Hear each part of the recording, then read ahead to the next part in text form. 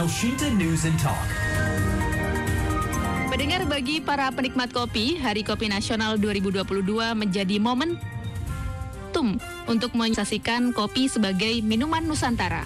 Hari Kopi Nasional pertama kali diperingati pada tahun 2019 bersamaan dengan momentum pameran Kopi Nusantara. Bagaimana makna kopi di Hari Kopi tahun ini? Kami sudah tersambung dengan Ketua Dewan Kopi Indonesia, Anton Apriantono.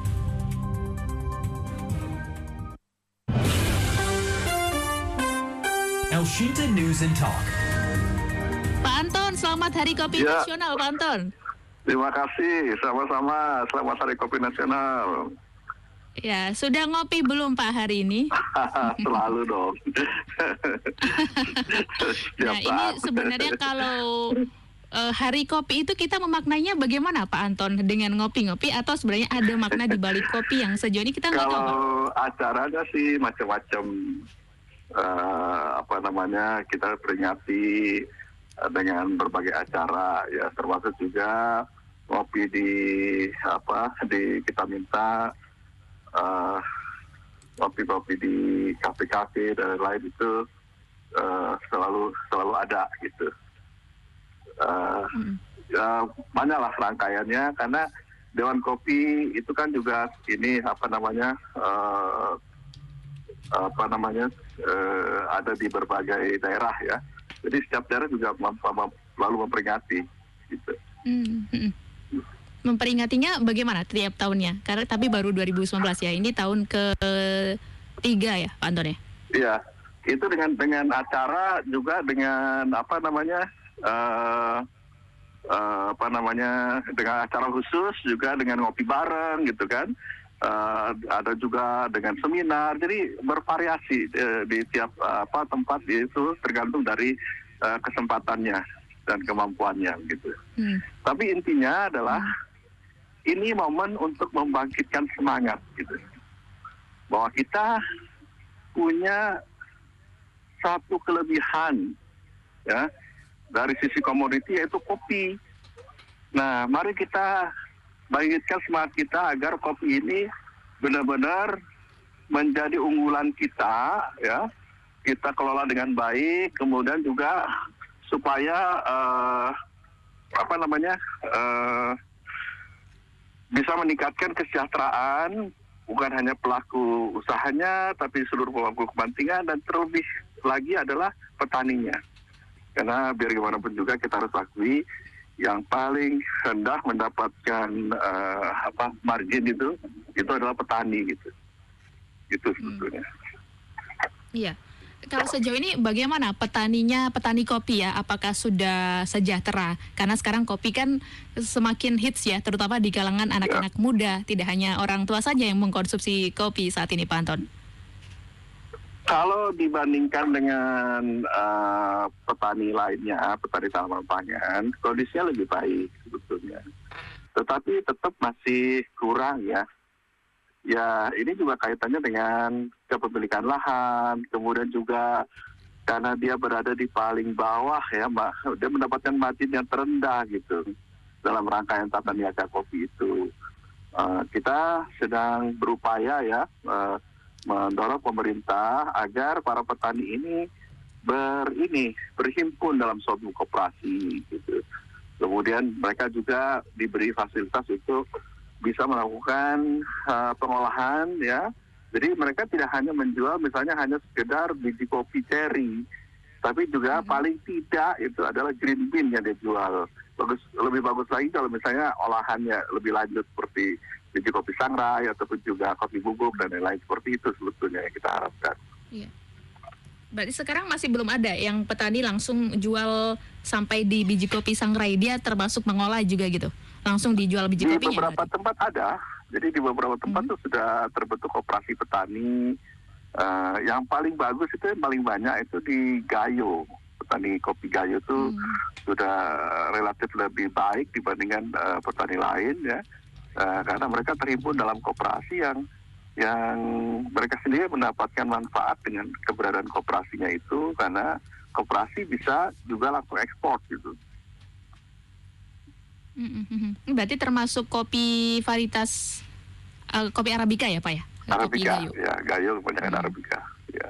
Arabica dan Robusta. Ini kalau dari mereka sudah punya koperasi, tapi hasil kopinya apakah termasuk yang dengan kualitas baik juga? Iya, kalau Arabica Gayo malah dikenal di dunia, banyak diekspor dia. Ya, bahkan Starbucks itu juga menggunakan Arabica Gayo. Oh, punyanya Gayo ya? Mereka menggunakan Arabica Gayo. Ya. Ini Starbucks yang ada di Indonesia termasuk atau yang juga termasuk ya, di seluruh ekspor dunia, di seluruh luar negeri? jaringannya itu menggunakan Arabica Gayo diantaranya. Mereka campur memang, tapi salah satunya yang favoritnya itu Arabica Gayo. Oke. Kalau kita tahu juga selain kopi Gayo ya, ini termasuk Indonesia merupakan salah satu yang memiliki gitu ya kopi termahal di dunia, Pak Anton ya. Adalah kopi white coffee, kopi luwak Indonesia gitu. Ya. Nah ini apakah termasuk para petaninya juga sudah sejahtera kopi luwak Indonesia karena dia menempati posisi keempat kopi termahal di dunia? Ya.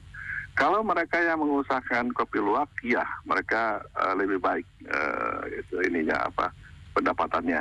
Tapi kan masih belum banyak. Dan kopi luwaknya ada dua, ada kopi luwak yang alami, ada kopi luwak yang luwaknya itu dipelihara gitu.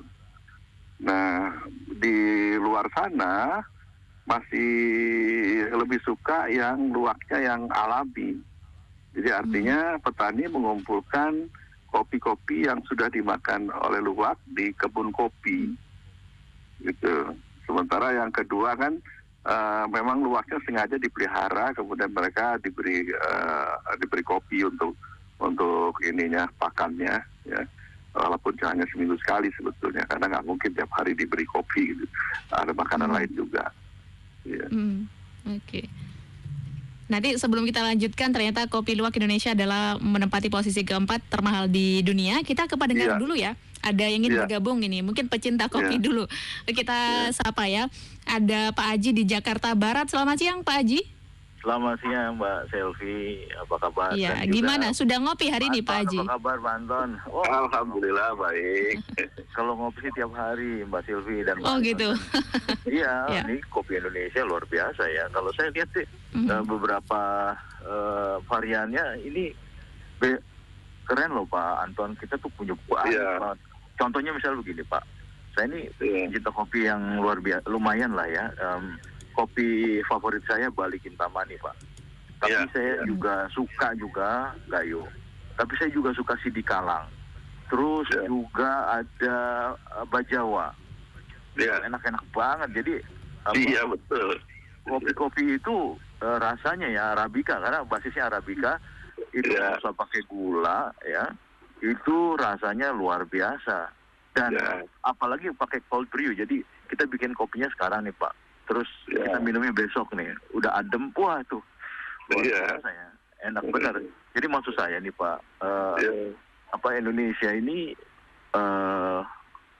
kaya sekali akan varian kopi, dan memang benar nih kita bikin wisata kopi misalnya gitu ya, jadi destinasi. Jadi tempat-tempat yang penghasil kopi itu mungkin stakeholdernya Pak Anton di setiap daerah yang penghasil kopi itu kayak dibikin ikon gitu Pak. Jadi di Gayo misalnya atau di Bajawa ya, di Flores itu memang susah tempatnya gitu, tapi minimal di Floresnya itu bisa jadi destinasi internasional yang luar biasa Pak. Karena kopi bukan hanya Indonesia aja, orang-orang Indonesia aja suka Pak, seluruhnya. Dan kopi Arabica Pak, ya menurut saya literatur yang saya baca itu sebenarnya yang dibawa oleh para penjajah dulu ke luar negeri ya Pak, yang ditinggalkan Robusta ya. Kalau saya lihat Robusta itu yang pahit gitu ya, tapi yang enak-enak tuh dibawa ke sana. Sekarang ini kita udah tahu Pak kopi yang enak apa, dan saya yakin sekali ini bisa menjadi added value untuk Indonesia lah, untuk destinasi luar biasa begitu Pak. Pak, kapan-kapan kita ngopi bareng Pak. Iya Pak. Saya diajak juga ya Pak ya. Baik, terima kasih Itu Pak yang Haji. bagus, dan kita sudah mulai Pak. Kita sudah mulai dorong untuk bahkan kita kerjasama juga dengan Asati. Ya. Oke, sebelum ditanggapi lebih lanjut kita ke Depok dulu ya Pak Anton ya. Boleh, Ada boleh. pendengar dari Depok, Jawa Barat, Pak Rasmin. Selamat siang, Pak Rasmin. Selamat siang, Silvi, Pak Anton. Ya. Iya. Ini Pak Anton Priantono bukan? Anton Pak Anton Apriantono ya. Apriantono. Ya. Mantan menteri ya. Betul hafal ya. Iya, silakan. Sehat ya Pak Anton ya. Iya, gini Pak Anton, saya ini Ya. minum kopi dari kecil loh. Belajar dari orang tua dulu. Tapi saya kecanduan dari kecil dari orang tua itu enggak tanpa gula loh. Tanpa gula, kopi apa namanya? Kopi pahit. itu. Iya, malah minum kopi manis saya enggak doyan ini. Ini Oh, kenapa Pak Rasmin? saya udah kebiasaan, sudah umur 7 tahun kopi saya. Iya. Oke. Tapi intinya gini, saya ingin menyampaikan selamat hari kopi ya. Kita ada ini saya senang kok kopi dengan Pak Anton. Terima kasih Pak Anton ya, salam sehat. Assalamualaikum. Oh, baik. Terima kasih Pak Rasmin di Depok. Mungkin nanti kapan-kapan Pak Rasmin bisa nyobain jenis kopi yang lainnya. Barangkali suka selain kopi hitam gitu. Silakan ditanggapi dua pendengar Pak Anton. Iya, pertama saya harus menjelaskan juga bahwa betul kopi Indonesia itu enak-enak semua. Kalau saya ditanya, saya bingung, Pak, kopi apa yang paling enak? Waduh, semuanya enak. Tadi juga kan mendengar sendiri ya, kopi Jawa, kopi Sidikalang. Bahkan dari subuh saya kopinya ngopi Arabica Cibulao yang ada di daerah ke arah puncak sana. Itu enak sekali dan memang juga pernah juara juga ke Cibulao. Jadi bingung, saking banyaknya semuanya enak-enak semua. Nah, memang itu satu ide yang bagus dan kita sudah mulai. Tadi saya sudah jelaskan juga kita kerjasama dengan ASATI, ini asosiasi semacam pariwisata lah ya. Dan kita sudah dorong juga, mungkin sebagian sudah ada yang jalan bahwa perkebunan kopi ini menjadi salah satu agrowisata.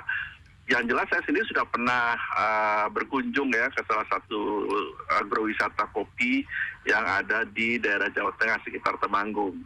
Jadi memang sudah dimulai itu, Bahkan kita juga tahun berapa itu pernah mengadakan ekspedisi yang disponsori oleh Dekopi dalam rangka itu mempopulerkan agrowisata kopi waktu itu ke Papua. Jadi sana juga luar biasa kopinya. Itu yang pertama. Terus yang kedua, saya lupa apa yang ditanyakan, kelihatannya nggak ada pertanyaan yang kedua ini. Ya. Lebih ke sharing suka kopi, tapi Ya, kopi hitam betul. gitu ya. Iya. Banyak pecinta kopi. Untuk pecinta kopi yang lainnya juga bisa bergabung ya. Nanti kami saat ini bersama dengan Ketua Dewan Kopi Indonesia Anton Apriantono 0215899000. Ini yang via WA sudah banyak saya bacakan juga Pak Anton ya. Via 0811806543. Ada dari Bu Yulia di Surabaya, Jawa Timur, menyampaikan, Pak, kopi yang baik dikonsumsi yang bagaimana cara mengetahuinya. Kemudian Pak Ali di Jakarta, makin banyak warung kopi, kafe-kafe juga bertajuk kopi, apa artinya kopi ini memang semakin diminati ya Pak? Kemudian Pak Jeffrey menyampaikan, orang Indonesia memang tidak bisa dipisahkan dari kopi, banyak pameo unik yang tercipta seperti malaikat beristighfar untuk orang yang minum kopi, lalu ada juga seseorang yang dikatakan tidak akan masuk surga jika di perutnya tidak ditemukan biji kopi. Mari kita ngopi. Silakan ditanggapi Pak Anton. Iya, kalau ditanya bagaimana cara ngopi yang baik, itu memang sebaiknya kita menggunakan kopi yang asli ya, jangan yang campuran. Itu yang kita harus pastikan, karena kita tidak tahu kalau misalnya ada campuran, apakah campurannya itu menyehatkan atau tidak.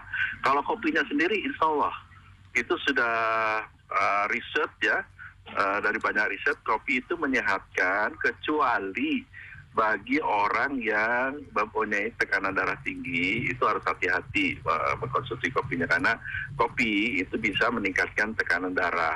Yang lain-lainnya nggak ada, lainnya udah bagus semua. Jadi dengan demikian sebaiknya kalau kita ngopi itu jangan menggunakan gula, karena gula kan juga kurang baik ya bagi kesehatan. Karena apalagi ya bagi penderita diabetes, jadi kita harus mengurangi konsumsi gula, sehingga kalau ngopi ya nggak harus pakai gula. Dan memang saya sendiri belum lama ya ngopi tanpa gula gitu. Dulunya awal-awalnya ngopi selalu dengan gula gitu, ternyata jauh lebih enak. lebih bisa menikmati rasa kopinya itu kalau tanpa gula. Itu dari sisi kenikmatannya ya, di samping dari sisi kesehatan. Nah, itu terus yang kedua tadi pertanyaannya apa? bisa saya diingatkan. Ada Bu Yulia ya, kopi yang baik dikonsumsi. Lalu Pak Ali di Jakarta makin banyak warung kopi, kafe-kafe juga bertajuk kopi. Artinya apakah kopi semakin diminati? Iya, ya itu tren yang bagus sebetulnya. Bahkan ya dengan kesukaan orang Indonesia terhadap kopi meningkat, itu jelas. Itu konsumsi dalam negeri meningkat secara nasionalnya ya, secara nasional meningkat, sehingga kita juga punya daya tawar yang lebih baik. Seandainya kita misalnya tidak harus kita mengandalkan ekspor, karena kalau ekspor juga kan yang kita ekspor green bean, nilainya nggak begitu tinggi. Kita ingin kalaupun ekspor itu harusnya produk-produk olahannya, tetapi kalau itu dikonsumsi di dalam negeri itu sangat bagus karena kita punya nilai tambah. Dan multiplier efeknya juga besar, dari mulai di petaninya, kemudian juga nanti dengan kafe-kafenya, dan semua rantai yang berkaitan dengan hal itu. Jadi itu sangat-sangat bagus ya. Kemudian yang juga bagus adalah kebiasaan ngopi ini, ya sedikit banyak ya, terutama anak-anak muda ini, sedikit banyak mengalihkan ya perhatian mereka terhadap katakanlah minuman keras misalnya. Dulu orang bangga masuk ke bar misalnya. Tapi sekarang lebih bangga kalau masuk ke kafe kopi. Nah itu kan satu tren yang bagus. Dimana kalau di kafe kopi kan nggak disediakan minuman keras gitu. Jadi ini juga satu hal yang positif yang saya lihat. Mudah-mudahan ini semakin baik ya, semakin meningkat konsumsi kita dalam negeri. Supaya tadi multiplier efeknya besar, sehingga ini harapan kita kopi menjadi tuan di rumah sendiri, jangan sampai kopi yang baiknya keluar di dalam sendiri malah ke bagian yang tidak baik gitu ya. Saya kira apa yang diawatir itu mudah-mudahan itu sekarang tidak terjadi. Yang baik-baik itu sekarang banyak dikonsumsi di dalam negeri sendiri, karena memang orang Indonesia suka kopi ternyata. Tapi karena tidak terbiasa mengkonsumsi yang bagus-bagus, yang bagus-bagusnya diekspor keluar, maka nggak ngerti enaknya kopi Indonesia. Kalau sekarang semakin populer, alhamdulillah. Iya. Jadi prospek industri kopi ke depannya akan semakin baik ya Pak Anton ya? Akan semakin baik, insya Allah ya. Karena gini kan, sebetulnya konsumsi kopi kita tuh masih rendah. Saya lupa angkanya ya, tetapi dibandingkan dengan negara-negara lain, kita tuh masih rendah sekali. Sebenarnya penduduk kita kan besar. Jadi artinya ini ada peluang bahwa kalau konsumsinya naik gitu, ada peluang akan semakin banyak ya nilai ekonominya gitu. Masih rendahnya itu dalam hal konsumsinya atau mereka yang bergerak di industri kopi, Pak Anton? Konsumsinya. Jadi konsumsi per individu per tahun itu masih relatif rendah. Jadi masih bisa meningkat gitu, artinya ada peluang meningkat sehingga kopi-kopi Indonesia tuh bisa kekurangan kita lama-lama. Dikatakan konsumsi individu per tahun tinggi itu kalau kita konsumsi berapa sih Pak Anton? Nah itulah saya angkanya kebetulan nggak ingat ya. Tapi dibandingkan dengan negara Brazil, Eropa, Amerika, Jepang, Korea, itu kita masih rendah banget. Oke, ada juga tanggapan ini dari Pak Listian di Bandung, Jawa Barat. Apakah ada waktu tertentu yang tepat untuk ngopi, Pak? Gitu. Kemudian ada juga Pak Noven menyampaikan, apa bedanya kopi luwak alami dengan kopi luwak peliharaan? Beda secara rasa kah? Atau bagaimana bisa menentukan kopi luwak tersebut alami dimakan luwak liar? Kemudian ada Pak Suhaimi. Pak Suhaimi bilang, selamat siang, mari ngopi. Saya lagi ngopi sambil denger Radio El Cinta. Selamat Hari Kopi Nasional. Wah, mantap banget nih Pak Suhaimi. Silakan ditanggapi Pak Anton. Ya, kalau ditanya kapan waktu kopi yang baik, ini tergantung kebiasaan. Kalau bagi saya, bisa kapan saja. Saya terinspirasi juga sama orang-orang Belanda ya, karena saya perhatikan di kantornya gitu. Mereka ngopi itu setiap saat. Nah, terus bilang seperti kita ngeteh gitu kan, bisa setiap saat. Jadi kemudian saya coba praktekkan, ternyata bisa kapan saja, tergantung ke mood kita ya. Kalau ingin kopi ya kopilah gitu. Jadi saya akhirnya berkesimpulan ya tergantung selera masing-masing lah. Artinya tidak ada pembatasan dan bisa kapan saja sesuai dengan moodnya, sesuai dengan seleranya. Itu tidak. Bahkan orang takut katanya kalau sebelum tidur jangan ngopi nanti nggak bisa tidur. Ternyata nggak juga gitu. Jadi kayaknya itu lebih secara psikis. Walaupun memang ada orang-orang tertentu yang sensitif terhadap kopi karena kandungan kafeinnya. Itu memang ada, tapi itu kasus. Ya, jadi orang-orang yang tertentu dia kalau minum kopi itu karena dia sensitif terhadap kafein, dia berdebar-debar. Itu diantaranya salah satunya. Sehingga mungkin dari situlah kemudian tidak bisa tidur. Tapi bagi sebagian orang yang sudah terbiasa, apalagi mindsetnya sudah terbentuk ya bahwa ngopi itu tidak masalah. Kalau ya mau tidur ya tidur juga, nggak ada masalah gitu ya. Itu nggak ada masalah sebetulnya. Itu satu. Terus tadi pertanyaan kedua yang pembeda kopi luwak alami dengan kopi luwak peliharaan. Oh ya, kopi luwak ya. Mohon maaf nih, ingatan saya sudah nggak begitu bagus. Siap. Jadi begini, dari sisi rasa tidak ada bedanya yang alami maupun yang memang sengaja dipelihara. Tapi ini persoalan persepsi gitu persoalannya. Jadi dianggap yang memelihara luwak itu kurang memperhatikan peri kebinatangan gitu, itu hanya begitu. Jadi animal welfare kaitannya dengan animal welfare, jadi kesejahteraan hewan. Jadi sebagian merasa hal itu sebagai penyiksaan terhadap hewan. Ya, yang terbaik menurut mereka adalah yang liar saja gitu. Nah, walaupun sebetulnya ada protokol, ada ada aturan ketika hewan luwak itu dipelihara, ya, dikembangkan oleh Kementerian Pertanian, ada standar operasinya, ada SOP-nya,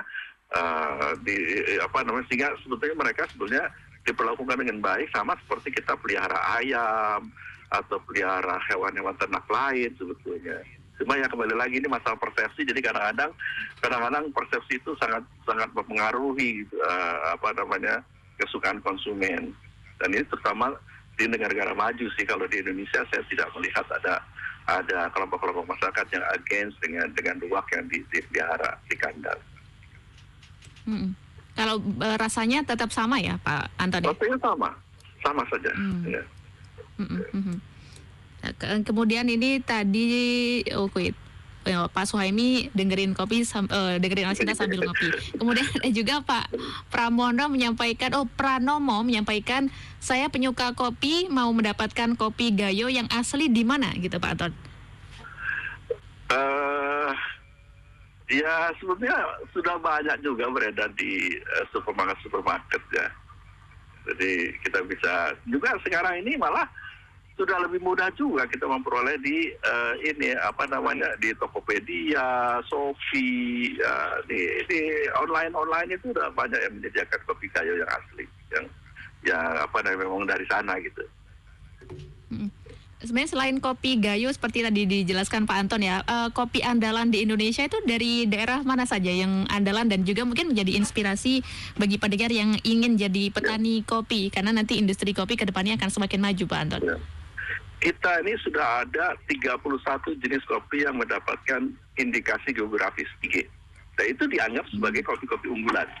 Ya, jadi dari mulai, kalau kita list dari mulai Gayo di Aceh sana, Sidikalang, kemudian ke bawah lagi ada kopi dari Jambi, itu kopi Robusta Jangkat Jambi itu enak. Ya. Jadi jangan dikira Robusta tidak enak. Oh enggak, ada juga Robusta yang enak. Bahkan ada juga campuran Robusta Arabica itu justru lebih enak daripada misalnya hanya Arabica saja. Ke bawah lagi ada Semendo dari Sumatera Selatan ya, kemudian Robusta Lampung, ke bawah lagi ada Jawa Preanger, kemudian ke timur lagi ada kopi Ijen ya, kemudian ke Sulawesi di sana ada kopi Toraja, Enrekang, kemudian kopi Mamasa itu juga enak, kemudian ke arah ke Papua di sana ada kopi apa namanya yang itu nama daerah saya lupa, kemudian yang di NTT ada kopi Bajawa, di Bali ada Kintamani Bali, jadi banyak sekali kita. Ya, jadi saya nggak hafal semuanya, tetapi saya jamin ya kopi Indonesia semuanya enak. Dan saya pernah juga kan membandingkan dengan kopi-kopi dari luar ya. Memang kelebihan Indonesia adalah punya kekhasan ya. Dan orang lain juga mengakui ya, setiap kali kopi-kopi Indonesia ini dipertandingkan di event-event nasional selalu menang. Bahkan kopi Sumedang, kopi Sumedang belum lama ini mendapat penghargaan di Paris. Itu luar biasa gitu. Bangga dengan kopi dalam negeri. Kita ke Tangerang dulu ya, Pak Anton ya. Ada Pak Gultom di Tangerang. Halo, selamat siang, Pak Gultom. Selamat siang. Iya, selamat siang. Gimana Pak? Suka kopi apa nih Pak Gultom? Jadi kalau saya sih pertama dulu saya bangga dan bersyukur kepada Tuhan Indonesia punya segala macam melebihi yang ada di negara lain. Apalagi kopi. Kopi Sumatera Utara, kopi Aceh, kopi Sulawesi, semuanya enak-enak. Betul, Pak. Tinggal kita mau meresapinya. Oh, saya menikmatinya untuk kopi, apalagi kalau kopi tanpa gula itu bikin sehat. Semoga kita makin sehat dan makin banyak penggemar kopi. Air-air ini makin banyak kopi dengan gula aren. Yang muda-muda juga banyak minum kopi. Tapi kalau bisa minum kopi tanpa gula, wah itu nikmat untuk kesehatan lebih hebat lagi. Itu yang bisa saya kopi hitam ya Pak Gultom sukanya ya? Iya, kopi hitam. Kopi hitam. Jadi jangan pakai gula. Kalau pakai gula aren.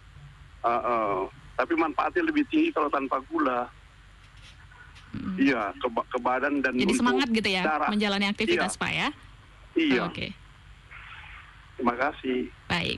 Iya, terima kasih kembali Pak Gultom di Tangerang. Silakan ditanggapi Pak Anton. Ya, saya kira apa yang disampaikan Pak Gultom itu benar. Ya, jadi memang kita ini luar biasa dan ini harus kita populerkan terus ya. Paling tidak ya kalau saya sih terus terang lebih senang kalau kopi-kopi Indonesia yang bagus-bagus itu dikonsumsi di dalam negeri gitu, jangan diekspor karena tadi ya alasan utamanya itu karena nilai tambahnya kurang kalau kita ekspor itu. Tapi ya tentu saja kita juga harus berusaha sampai kepada olahannya. Jadi kalaupun kita ekspor harus dalam bentuk kopi bubuk. Kenapa? Coba lihat kopi-kopi Italia yang datang ke Indonesia. Ada Lavazza, ada Aili. Mana ada kopi yang dalam bentuk roasted. Roasted aja nggak ada, kopi bubuk. Tapi sebetulnya kopinya sebagian dari Indonesia juga. Nah kan ironi ya. Jadi jangan sampai itu terjadi terus sampai ke depan. Jadi kalau kita mau ekspor, kita harus mulai mengarah kepada kopi olahan. Minimal kopi bubuk. Jangan green bean lagi. Green bean kita olah di sini. Bahkan nanti kalau mereka kekurangan green bean kan terpaksa dia harus ngambil kopi bubuk dari kita gitu kalau mau kopi Indonesia. Kita bikin kondisinya seperti itu sehingga nilai tambahnya ada di sini. Gitu. Ya, kita ke Bandung Pak ya. Ada Pak Hanafi di Bandung. Halo, selamat siang Pak Hanafi. Selamat siang Bu. Iya. Gimana Pak Hanafi, sudah ngopi atau suka kopi apa nih Pak? Aduh, saya nih dulu tuh pecandu kopi banget. Jadi mungkin orang Indonesia belum tahu di Bandung nih ada kopi terkenal namanya kopi aroma. Dari zaman Belanda sampai sekarang tuh yang beli sampai ngantri tiap hari itu kayak beli minyak tanah ya apa seperti ngantri begitulah, kekurangan minyak kelapa sekarang. Jadi cara produksinya dia itu diperlihatkan sama saya sama pembeli gitu, cara membikinnya dari zaman Belanda itu yang diolah kopi robusta sama arabica tuh ya. Jadi disimpan dulu 6 tahun minimal tuh Bu, baru digiling. Nah, makanya aromanya tuh lain gitu dengan kopi-kopi biasa di warung-warung gitu. Itu yang ngantri tuh kebanyakan dibawa ke luar negeri, Bu. Ke Belanda gitu, Bu. Jadi saking terkenalnya, saking enaknya. Cobalah sekalian saya ngasih tahu, barangkali ada yang belum pernah ke Bandung, kalau mau beli kopi di Jalan Banjai, namanya Kopi Aroma. Oke. Itu aja, Bu. Favoritnya Pak Hari ya? Kenapa, Bu? Sekarang masih favorit kan Pak? Atau udah nggak ngopi? Masih favorit Bu sampai sekarang. Masih, Iya. Oh, Jadi baik. Kapan-kapan kita ngopi bareng ya di sana ya. Iya. Makasih Bu. Baik. Terima kasih Pak Hanafi di Bandung, Jawa Barat. Lalu ada juga WA ya, ini Pak Anton masih bersama kami? Masih Bu, tapi jangan Oke, baik. jangan lama-lama lagi ya mau Jumatan. Oh siap Pak, mau siap-siap ya. Ini ada Pak Pupung Saipul Barokah di Bogor menyampaikan selamat siang, promosikan kopi asli Indonesia dan kopi daerah asal biar semua gubernur yang lebih aktif yang memperlihatkan ini loh kopi daerah ini. Kemudian juga Pak Syarifuddin di Pondok Cina Margonda Depok, bagaimana dengan kopi Merapi dan apa perbedaan Arabica, Robusta dan blended? Silakan ditanggapi Pak Anton. Ya, di Jawa Barat itu juga ada kopi Java Priangan. Kemudian kalau dari tempatnya ada dari Gunung Tilu, ada dari tempat-tempat lain lagi di Pangalengan itu. Jadi memang banyak sekali variasinya. Kemudian tadi yang kopi aroma ya itu betul memang terkenal sampai sekarang. Kemudian yang terakhir tadi Bu yang ditanyakan yang terakhir. Bedanya Arabica, Robusta dan blended. Oh iya. Jadi begini ya, kopi itu ada 3, Arabica, Robusta sama Liberica. Ya. Indonesia 3-3-nya ada. Ya. Arabica itu dia punya aroma yang kuat, wangi, enak gitu. Ya kalau udah disangrai itu kelebihannya Arabica. Tapi ada kekurangannya, bagi sebagian orang itu tidak suka rasa asamnya yang relatif tinggi. Gitu. Nah, Robusta dia kalau wanginya kurang, tapi dia punya istilahnya body. Ya, body itu sesuatu yang dirasakan. Ada rasa-rasa ininya lah rasa pahitnya ada di sana, kemudian juga ada rasa yang menyebabkan terasa berat gitu ya, heavy gitu kalau dalam bahasa Inggrisnya ininya. Emang agak susah mendeskripsikannya gitu. Dari sisi rasanya lah boleh dibilang gitu ya, dari sisi rasa Robusta lebih unggul dibandingkan dengan Arabica. Liberica itu di antara keduanya, dan dia punya satu kelebihan, aromanya itu lebih ke arah aroma buah-buahan, lebih spesifik lagi buah nangka. Makanya kalau di Amerika disebut kopi nangka Liberica itu. Nah, memang sebagian orang lebih suka gabungan Arabica Robusta. Nah, ada juga di kita nih yang tadi saya sebut, misalnya kopi Robusta Jangkat Jambi itu dia karena ditanam di ketinggian. Nah ini juga bedanya ya, bedanya juga penanamannya. Robusta itu biasanya dataran rendah umumnya. Kemudian Arabica itu di dataran tinggi, 800 meter di atas permukaan laut ke atas gitu. Nah, tapi ada juga Robusta yang ditanam di daerah ketinggian, termasuk Robusta yang jangkat itu. Jadi kelebihannya dia ternyata punya karakter sebagian mirip Arabica, aromanya enak yang kopi Robusta jangkat itu. Jadi itu perbedaannya di antara ketiga itu. Ya. Jadi dari sisi kafeinnya juga Robusta paling tinggi, kemudian yang kedua Liberica, yang paling rendah Arabica. Makanya kenapa yang Robusta itu terasa memang lebih pahit. Baik, kalau dalam jangka waktu pendek ini ada acara apa khusus dari Dekopi ini Pak Anton? Ada, sebetulnya pagi ini acara di Kemenko, gitu, pembukaan pameran Premium Coffee of Indonesia. Itu nanti berlangsung sampai akhir tahun nanti. Ya, jadi itu rangkaiannya panjang. Terus nanti siang itu Dewan Kopi sendiri akan menyelenggarakan di samping ya berkaitan dengan perayaan Hari Kopi, juga nanti akan ada pembicaraan masalah bagaimana kita mempromosikan peralatan-peralatan yang digunakan untuk perkopian, ya, alat tangrai, alat-alat lain itu kita tampilkan juga. Jadi jangan sampai kopinya dari Indonesia, tapi peralatannya kebanyakan dari Italia.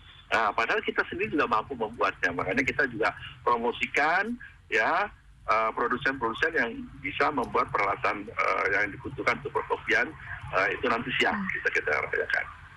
Kemudian nanti siang juga nanti ada di setiap daerah, ya, sebagian pagi sudah, sebagian lagi nanti siang, termasuk nanti di Banten. Saya sendiri akan menghadiri yang di Banten. Itu nanti bentuknya talk show, kami juga ngopi bareng. Baik ya Pak Anton, sekali lagi selamat Hari Kopi Nasional ya Pak ya. Terima kasih sudah bersama El Sinta siang ini Pak Anton. Ya, selamat siang Pak Anton. Selamat siang. Demikian tadi pendengar Ketua Dewan Kopi Indonesia Anton Apriantono. Terima kasih ya yang sudah ngabarin lagi ngopi sambil dengerin El Sinta siang ini. Belum bisa kami bacakan semuanya WA-nya.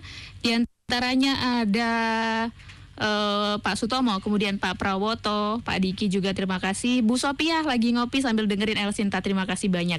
Mohon maaf juga yang belum bisa mengudara karena keterbatasan waktu. Ada Pak Samsul di Depok dan juga Pak Syahrial di Medan. Terima kasih.